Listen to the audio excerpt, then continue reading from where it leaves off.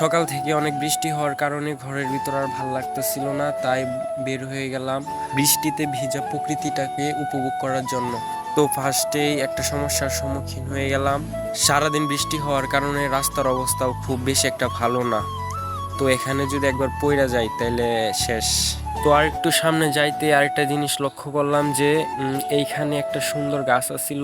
তো এই গাছটা কার জানি সহ্য হয়েছে না, তাই কাইটটা লাইছে। এভাবে যাইতে যাইতে হঠাৎ করে মনে পড়লো যে রাস্তার ধারে যেহেতু চলে আইছি, তো রাস্তার ধারে একটা ছোট কলার বাগান আছে, ওইখানে যাই দেখি কোনো কলার সরি বাত্তি হয়েছে কিনা। তো আরেকটু সামনে যাইতেই দেখলাম যে একটা সুন্দর খালপাট। এই খালপাটে আমরা প্রতিদিন বিকাল আড্ডা দেই। তো আজকে বৃষ্টি হওয়ার কারণে জায়গাটা ভিজে আছে, তাই এই জন্য এখানে কেউ নাই। আর হ্যাঁ, সবাইকে আরেকটা কথা বইলা রাখি যে এই চ্যানেলে আজকের পর থেকে সব ব্লগ ভিডিও ছাড়া হবে। যারা ব্লগ ভিডিও পছন্দ করেন তারা ইউটিউব চ্যানেলটা সাবস্ক্রাইব করে পাশে থাকবেন।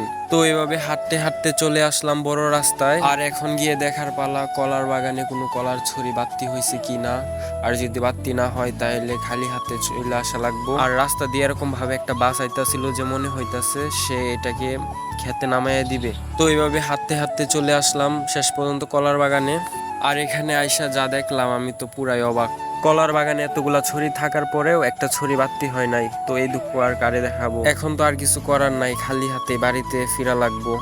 তো বাড়ির দিকে হাঁটা শুরু করলাম শেষ পর্যন্ত। আর এখানে দাঁড়িয়ে থেকে বা কি করব।